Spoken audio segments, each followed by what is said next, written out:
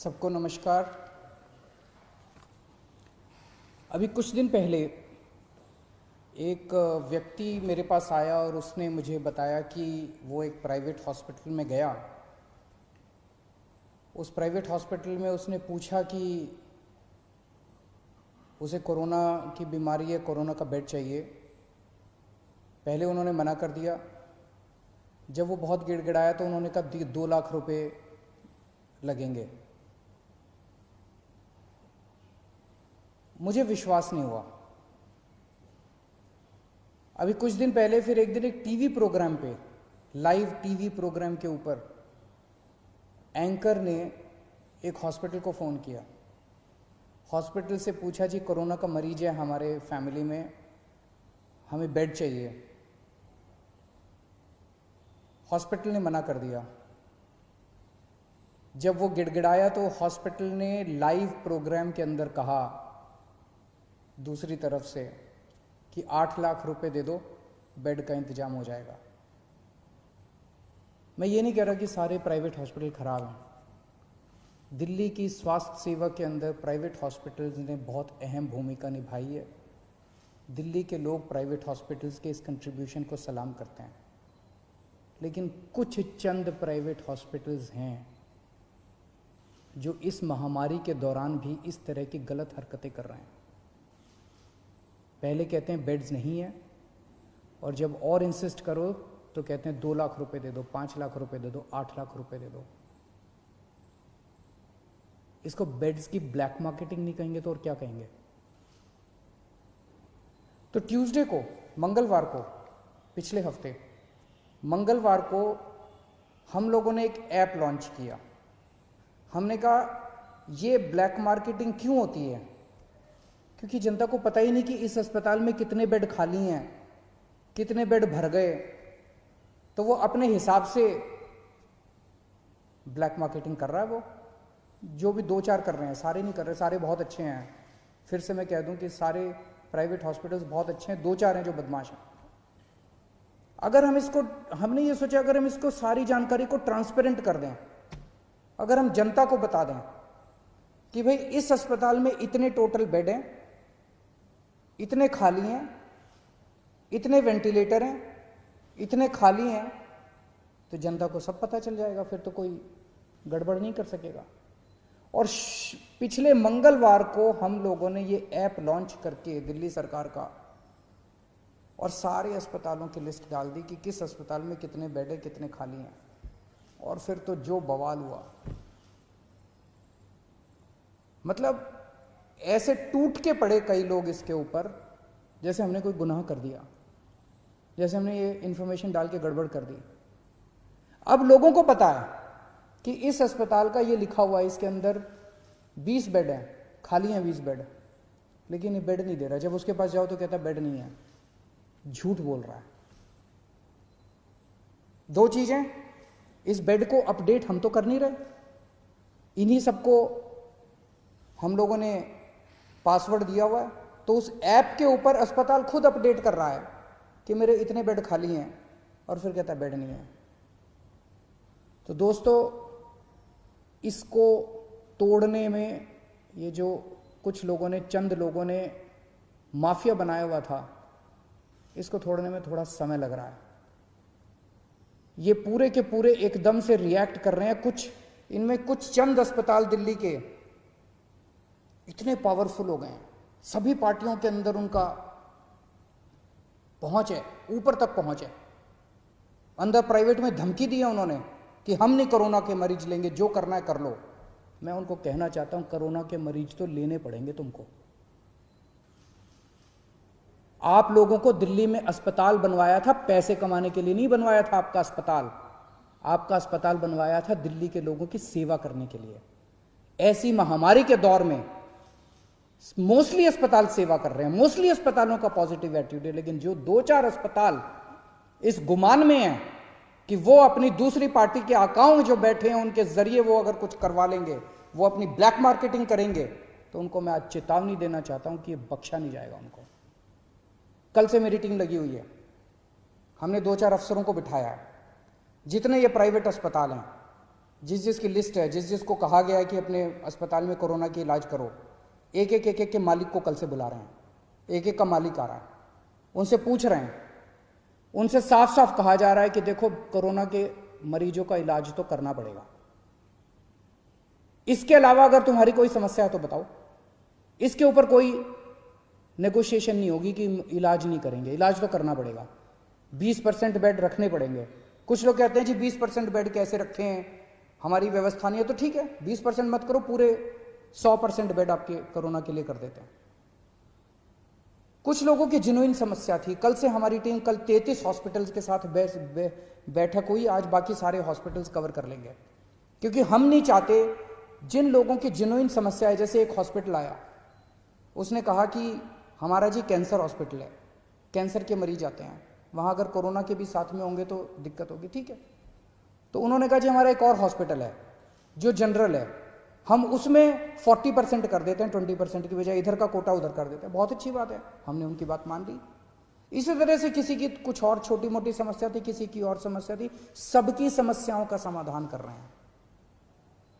बस एक ही चीज नॉन नेगोशिएबल है, हमारे दिल्ली के लोगों का इलाज करना पड़ेगा, कोरोना के मरीजों का इलाज करना पड़ेगा, इस पे कोई नेगोशिएशन नहीं होगी। दूसरी चीज ये कर रहे हैं, मुझे कुछ दिन का समय दीजिए, इसके ऊपर मैं मानता हूं कि पहली बार इस तरह से कोई ऐप देश के अंदर नहीं दुनिया के अंदर पहली बार बना है, जो हर अस्पताल के बेड और वेंटिलेटर का डेटा इस तरह से ट्रांसपेरेंट कर रहा है, जनता को बता रहा है, और जनता जाके डिमांड कर रही है। मुझे बड़ी खुशी है कि सारे टीवी चैनल वाले, सारे अखबार वाले फोन कर करके एक अस्पताल की रोज रिपोर्ट ले रहे हैं, कह रहे हैं इस अस्पताल को फोन किया उसने मना कर दिया, इस अस्पताल को फोन किया उसने मना कर दिया। लेकिन इसका कुछ थोड़ा बहुत फायदा भी हुआ है। ट्यूसडे को जब हमने इसको लॉन्च किया था, दिल्ली में सारे अस्पतालों को मिला के 2800 मरीज थे, और उसमें मैक्सिमम दिल्ली सरकार के अस्पतालों में थे। आज दिल्ली के 3900 मरीज हैं, 3900 मरीज हैं, 1100 मरीज ऐड हुए हैं मोस्टली प्राइवेट हॉस्पिटल्स के अंदर। वो इसी वजह से लोग, क्योंकि लोग अब इस जानकारी से सशक्त हो गए हैं और लोग जाके मांग रहे हैं। मैं फिर भी डिमांड करता, कुछ लोगों को तकलीफ आ रही है, मैं देखता रहता हूँ वीडियो, कुछ लोगों ने कहा कि मैं इस अस्पताल में गया, इस अस्पताल में गया, ऐप के ऊपर लिखा हुआ था। मैं आपकी जानकारी के लिए बता दूं, ये उन कुछ चंद अस्पतालों की बदमाशी है। कुछ दिन दीजिए मेरे को, अगर ये अस्पताल नहीं माने तो फिर हम सख्त कार्रवाई करने से बिल्कुल नहीं हिचकिचाएंगे। लेकिन मैं सभी अस्पतालों को बोल दूं कि आपको कोरोना के मरीजों की जांच तो करनी पड़ेगी। इसके साथ साथ एक और हम एक्सरसाइज कर रहे हैं कि दिल्ली सरकार का एक मेडिकल प्रोफेशनल दिल्ली सरकार की तरफ से हर प्राइवेट अस्पताल के रिसेप्शन पे बैठेगा, और वो हमें जानकारी देगा कि कितने अस्पताल, कितने बेड इसके अंदर भर गए और कितने खाली हैं। अगर कोई जाएगा तो वो इंश्योर करेगा कि उसको एडमिशन मिले। तो अब वो फॉल्स रिफ्यूजल जो है, जो अस्पताल बेड होते हुए भी मना करते हैं, जो चंद अस्पताल अगर बेड्स की ब्लैक मार्केटिंग करते हैं, ये धंधा बंद करेंगे अब दिल्ली के अंदर। एक दिक्कत जो कई लोगों ने, कुछ लोगों ने मुझे बताई कि अगर कोई पेशेंट सीरियस है, सांस की तकलीफ हो रही है, ऑक्सीजन सेचुरेशन लेवल काफ़ी कम हो गया, लेकिन अभी कोरोना का टेस्ट नहीं हुआ उसका, वो अस्पताल में जाता है तो उसको कहते हैं सस्पेक्ट मरीज है, अभी उसका कंफर्म नहीं हुआ कि सस्पेक्ट कहते हैं उसको, सस्पेक्ट मरीज है। ऐसे अस्पताल को कोई लेने को मना कर दे, ऐसे मरीज को सारे अस्पताल लेने को मना कर देते हैं, कहते हैं पहले जाके टेस्ट करा के आ। कहाँ से टेस्ट करा के आएगा? अरे तुम ही तो टेस्ट करोगे, वो कहाँ से जाके टेस्ट करा के आएगा? तो आज हम ऑर्डर निकाल रहे हैं कि किसी भी सस्पेक्ट मरीज को कोई भी अस्पताल मना नहीं करेगा। अगर कोई मरीज आता है वो सस्पेक्ट है तो उसको मान लो कि वो कोरोना का मरीज है और उसके शुरू कर दो, क्योंकि कोरोना की अलग से दवाई तो है नहीं। अगर वो कोरोना का मरीज है तो पीपी किट पहनना है तो पीपी किट पहन के उसका इलाज शुरू कर दो, उसको ऑक्सीजन तो दे दो, उसको बचा तो लो, उसकी जान तो बचा लो। तो आज हम ऑर्डर पास कर रहे हैं, ऑर्डर कि किसी भी सस्पेक्ट मरीज को मना नहीं किया जाएगा और अस्पताल उसका टेस्ट कराएगा, और टेस्टिंग के बाद अगर कोरोना आ जाता है तो अकॉर्डिंगली काम करेंगे, कोरोना नहीं आता है तो उसको नॉन कोरोना वार्ड में शिफ्ट कर दिया जाएगा। कुछ लोगों ने मुझे कहा कि उन लोगों को कल से मीडिया के अंदर कुछ चल रहा था कि हमने कुछ चंद दिल्ली में टेस्टिंग बंद हो गई है, टेस्टिंग बंद हो गई है, टेस्टिंग बंद हो गई है। आज 5300 सैंपल आए हैं टेस्टिंग, 5300 सैंपल्स की टेस्टिंग हुई जो आज का डेटा है। तो टेस्ट बंद नहीं हुए हैं। दिल्ली में 42 लैब्स, 42 लैब्स सरकारी और प्राइवेट दोनों मिला के टेस्ट करती हैं। उनमें से 6 लैब ऐसी थी जो बदमाशी कर रही थी, ठीक से काम नहीं कर रही थी। उनके खिलाफ एक्शन लेना चाहिए, नहीं लेना चाहिए? उनके खिलाफ एक्शन लिया हम लोगों ने। 36 लैब अभी भी काम कर रही थी, उन 6 के खिलाफ एक्शन लिया है। 36 लैब अभी भी काम कर रही हैं।